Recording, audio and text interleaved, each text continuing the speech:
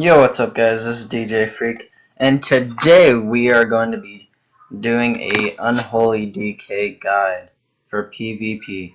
Now, I usually do Frost DK guides and stuff about Frost DKs, but right now Frost DKs are hurting a lot and I have switched to unholy. Now, the reason why this is because the single target damage for Frost DK has been decreased. It got a nerf.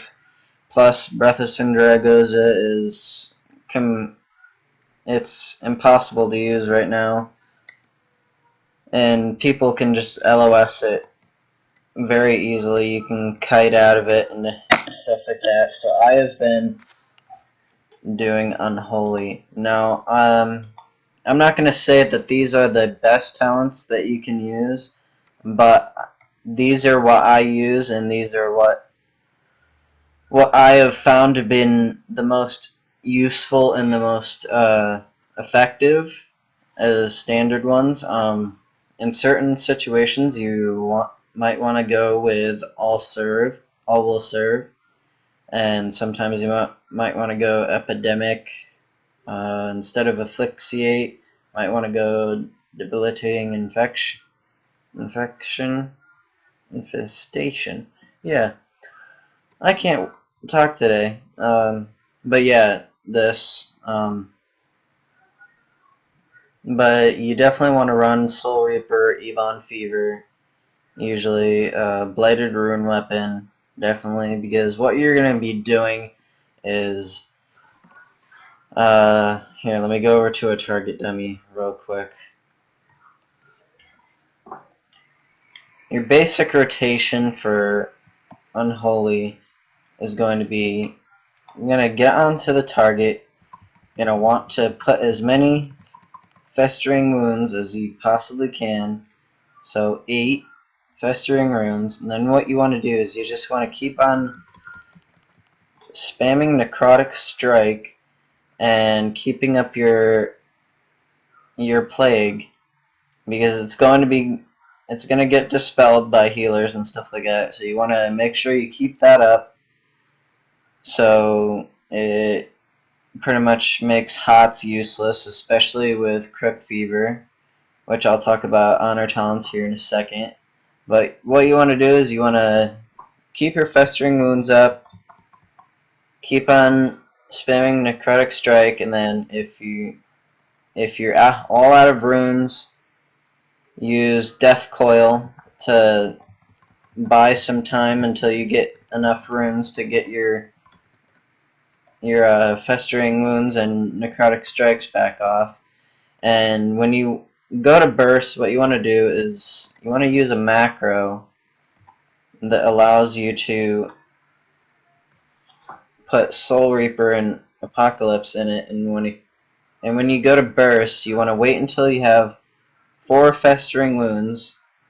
What you do is you get all 8, and then you use Necrotic Strike 4 times, and then you want to use this burst macro, and then you want to pop your Summon Gargoyle and Dark Transformation, and then you want to do the cycle all over again, get your Festering Wounds, and then start doing Necrotic Strike. And that is the most effective way to take down a target. Now, when you're picking your target inside the arena, right now, Affliction Warlocks are very popular in arenas right now for how much damage they can do. So you might want to go Affliction Locks, healers, especially Resto Druids. They can be taken down very easily with this build, and pretty much any healer, even Holy Paladins. If you go on a target, they're not going to be able to heal through the damage and the heal absorption that you're going to be putting out, because when you're using Necrotic Strike and Crypt Fever, also using Decomposing Aura, you're just going to drain them to where they can't even heal through it. And especially if you're doing threes and you have a good partner that knows how to burst, you're going to be able to take down targets within 2 minutes. Most of your arenas aren't going to last more than 2 minutes unless you're going up against a really, really, really good team and you're like 2K plus, and it's probably going to go into dampening. Now, when you're going into dampening, you really got to watch out for those opportunities that you can take down your target. You gotta get your kicks off at the right time, and you have to keep them slowed to where you can keep up with them. And when you're getting pressured, use your wraith walk so you can get out of there and not be completely smashed on with damage, because a lot of times you're you're going to tunnel, because I have noticed as I've been playing for the last week as unholy, you're going to tunnel a lot, and you gotta try to counter that. You gotta pay attention as much as possible.